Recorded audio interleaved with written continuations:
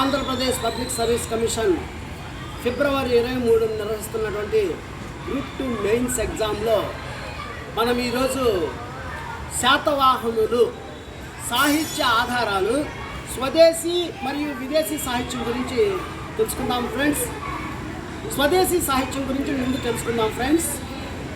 ఒకటి, బృహత్ కథ రచించినది గుణాఢ్యుడు. ఇతడు పైశాచిక ప్రాకృతంలో రచించాడు.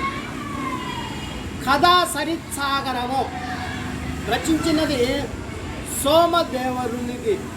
ఇతడు సంస్కృతంలో రచించాడు ఫ్రెండ్స్. గాథా సప్తసతి రచించినది హలుడు.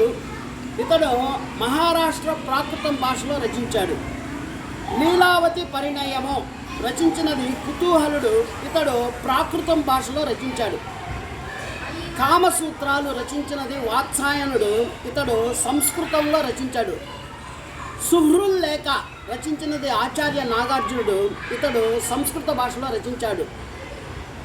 కాంతిత్ర్య వ్యాకరణ రచించినది శర్వవర్మ. ఇతడు రచించినటువంటి భాష సంస్కృతం. హర్ష చరిత్ర రచించినది భానుడు. ఇతడు రచించినటువంటి భాష సంస్కృతం. ఇప్పుడు మనం విదేశీ సాహిత్యం గురించి తెలుసుకున్నాం ఫ్రెండ్స్. శాతవాహనుల పాఠంలో భాగంగా natural history by Pliny. Natural history అనేది ప్లీనీ అనేటువంటి వ్యక్తి రచించాడు. ఇతడు లాటిన్ భాషలో రచించాడు. Periplus of the Erythraean sea రచించినది గుర్తు తెలియనటువంటి గ్రీకు దేశపు చరిత్రకారుడు. ఇతడు గ్రీకు భాషలో రచించాడు ఫ్రెండ్స్.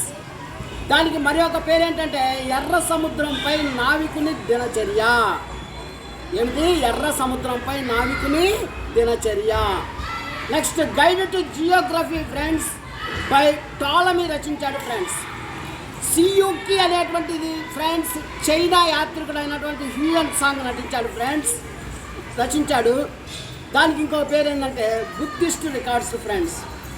నెక్స్ట్, ఇండికా అనేటువంటిది మెగస్తనీస్ రచించాడు ఫ్రెండ్స్. ఇతడు గ్రీకు భాషలో రచించాడు ఫ్రెండ్స్. నిరంతరం మన యూట్యూబ్ చూడండి. జనరల్ నాలెడ్జ్ అనేటువంటిది ఆల్ సబ్జెక్ట్స్లో ముందు చాలా వీడియోలతో మీ ముందుకు వస్తాను. Thank you friends. బాగా బ్రహ్మాండంగా ప్రిపేర్ అయ్యి మన వీడియోని చూసి చాలా చక్కగా నేర్చుకొని సబ్స్క్రైబ్ చేయండి, షేర్ చేయండి. Thank you.